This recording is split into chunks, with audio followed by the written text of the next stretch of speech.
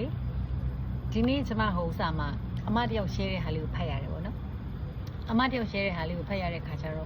ဘာဖြစ်လဲဆိုလို့ရှိရင်ကျမကြီးအကြောင်းကကျမတို့တော်တော်တန်းမသိကြဘူးပေါ့နော်ကျမကြီးအကြောင်းမသိဘူးဆိုတာကမသိပါဘူးမသိဘူးဆိုတာကကျမကြီးဘူးတုတာတွေမရှိကြဘူးပေါ့နော်ကျမကြီးဘူးတုတာတွေမရှိကြတဲ့ခါကျတော့စားကျင်တာစားတယ်တောက်ကျင်တာတောက်တယ်နေချင်တယ်လို့နေတယ်အဲ့လိုယူစားတွေဖြစ်တယ်ပေါ့နော်အဲ့လိုဖြစ်လာတဲ့ခါကျတော့ဘာဖြစ်လဲဆိုရင်ကျမတူလေးနဲ့တူမလေးကိုအမြင်ပြောသလိုပဲနေချင်တယ်လို့နေဖြစ်ချင်တယ်လို့ဖြစ်မယ်ပေါ့နော်အဲ့တော့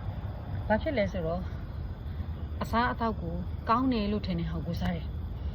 ကိုမကြိုက်ဘူးထင်တဲ့ဟာကိုမစားဘူးဘုဟုတုတ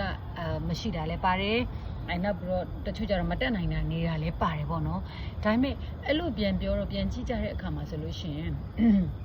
ကျမတို့ကြည့်ကျမတို့အဖိုးအဖွားတွေဆိုရင်တိတ်ပြီးတော့အသက်ရှည်ကြတယ်သူတို့တွေလေ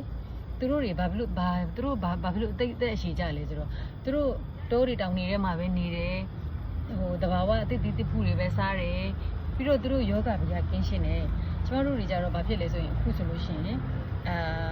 instant လို့ခေါ်ရဲပေါ့နော်ဒီလိုမျိုးစား ready made အစားအစာတွေစားတဲ့အခါမှာဆိုလို့ရှိရင်သူတို့ကအဲ့ဒီမှာဟိုဟာတွေအများကြီးပါတယ်ပေါ့နော်အဲ့တော့ကျမအရင်တော့ဆိုလို့ရှိရင်လေကျမတို့ကြိုက်တယ်နော်ကြိုက်တယ်အဲ့ဒီဟို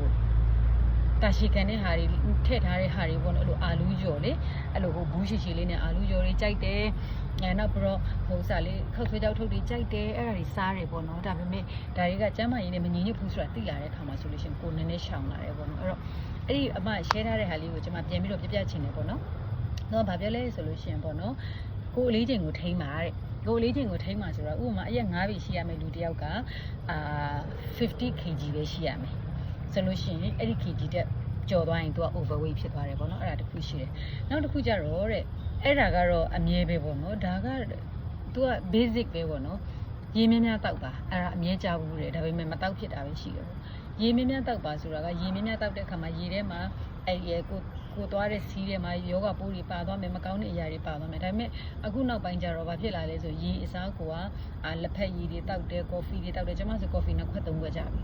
အဲ့ဒါတွေတောက်တဲ့အတွက်ကြောင့်မို့လို့ကျမတို့အတွက်ယောဂတွေဖြစ်လာတယ်ပေါ့နော်ကိုအစားထိုးတဲ့အရာတွေအတွက်ကိုကအဲ့လိုလေးဖြစ်လာတယ်အဲ့တော့အဲ့မှာသူပြောတာပါဆိုရင်ရေနည်းများတောက်ပါနောက်ပြီးတော့ဟိုပါပေါ့နော်ခုနကျွန်မပြောတာပါလဲဆိုတော့ကိုအလေးချိန်ကိုထိန်းပါပေါ့နော်အရန်ကြီးတက်မသွားစေနဲ့ပေါ့အရန်ကြီးတက်မသွားအရန်ကြီးပိန်လို့ရင်လည်းမကောင်းအရန်ကြီးပြေလို့ရင်လည်းမကောင်းဘူးပေါ့နော်နောက်တစ်ခုကျတော့ဗာပြောလဲဆိုလို့ရှိရင်အဲ့ဒီဟိုအခွန်မာတဲ့အသီးတွေပေါ့နော်အဲ့ဒါမနေ့ကလည်းကျွန်မဗီဒီယိုတွေမှာပြပြထားတယ်အခွန်မာတဲ့အသီးလေးတွေကိုစားရတယ်အခွန်မာတဲ့အသီးလေးတွေအဲ့ဒီရဲ့အသီးလေးတွေမှာဆိုလို့ရှိရင်ကျွန်တော်တို့ခန္ဓာကိုယ်တွေလိုအပ်တဲ့ဓာတ်တွေရှိတယ်နောက်တစ်ခုကျတော့အမြင်ပါတဲ့အစားအစာတွေအမြင်ပါတဲ့အစားအစာတွေဆိုတော့အဲ့လိုဘယ်လိုခေါ်မလဲဆိုတော့ဟင်းနုနွယ်ရွက်တို့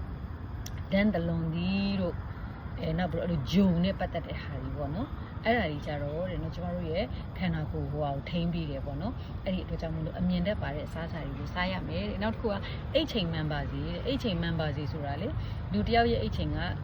9နာရီကနေ9နာရီပေါ့နော်အဲ့ဒီအချက်မှာအိတ်ချိန်မှန်ပါစေအိတ်ချိန်မှန်ပါစေဆိုတာက9နာရီကနေ9နာရီဆိုတော့တနေ့မှာလူတစ်ယောက်ရဲ့အိတ်ချိန်က9နာရီကနေ9နာရီထိရှိရမယ်ပေါ့နော်လုံလောက်ဒါပေမဲ့တခုတော့ပါရှိလဲဆိုလို့ရှိရင်တို့ပြောတာည10နာရီမှာအိတ်တဲ့ဟာအကောင်းဆုံးပဲပေါ့ကျမတို့တွေတခါကျရင်ဖုန်းကြည့်ပြီးတော့အချိန်ကြီးလွန်သွားတာ1နာရီ2နာရီထိုးသွားတာဇက်ကားတွေကြည့်ပြီးအချိန်ကြီးလွန်သွားတာအဲ့ဒါကြတော့အဆင်မပြေဘူးပေါ့နော်အိတ်ချိန်လေးမှန်ပါစေတဲ့ဒါလေးကကျမမှတ်မိတဲ့အထဲမှာရှိတယ်နောက်တစ်ခုကျတော့ဗာလဲဆိုလို့ရှိရင်ကျမတိတ်တော့မမှန်မိတော့ဘူးပေါ့နော်ကျန်တဲ့ဟာလေးတော့ကျမအဲ့လိုမျိုးဟိုအရင်စာရှိတဲ့ခါကျတော့မဖတ်ချင်ဘူးတော့တမန်ကရှန်ကလေးပဲဖတ်လိုက်တယ်ပေါ့နော်နောက်တစ်ခုကျတော့ဘာပြောတယ်လဲဆိုလို့ရှိရင်တော့ပေါ့နော်အဲ့လိုအသီးအနှံလေးတွေပေါ့အသီးအနှံလေးတွေကိုစားပေးပါအဲ့ဒါလေးကိုပြောထားတာရှိတယ်နောက်တစ်ခုကျတော့ဒီလိုပေါ့နော်ရာသီဥတုနဲ့လိုက်လျောညီထွေအောင်ဝတ်ပါပေါ့ဆိုလို့ချင်တာအိုက်တဲ့ရာသီဥတုမှာဆိုလို့ရှိရင်အေးတဲ့အဝတ်အစားလေးတွေဝတ်ပါအေးတဲ့ရာသီဥတုမှာဆိုလို့ရှိရင်တော့နွေးတဲ့အဝတ်အစားလေးတွေကိုဝတ်ပါဆိုတော့ဒါမျိုးလေးပေါ့နော်အဲ့တော့အဲ့ဒါလေးတွေကိုကိုက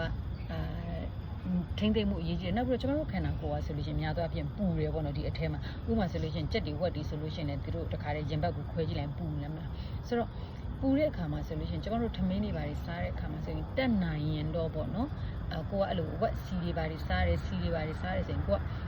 အေးနေတယ်ကျမတို့သိတဲ့အတိုင်းပဲအေးနေတယ်အဲ့လိုအစီတွေခဲတွေဆိုလို့ရှိရင်အဲ့လို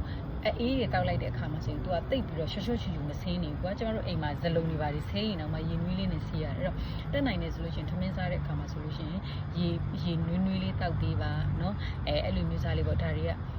အရင်တော့လူကြီးတွေကကျမ်းမာတယ်ဆိုတာအဲ့ဒါပဲပေါ့နော်သူတို့ရဲ့နေနီးထိုင်နီးသူတို့ရဲ့စားနီးတောက်နီးလေးတွေကကျမ်းမာတယ်ပေါ့နော်သူတို့စားတာရိုးရိုးလေးပဲဒါပေမဲ့ကျမ်းမာတယ်ပေါ့နော်ဒါကြောင့်မို့လို့ဒါကလေးကိုကျွန်မနည်းနည်းလေးပြပြချင်ပါတယ်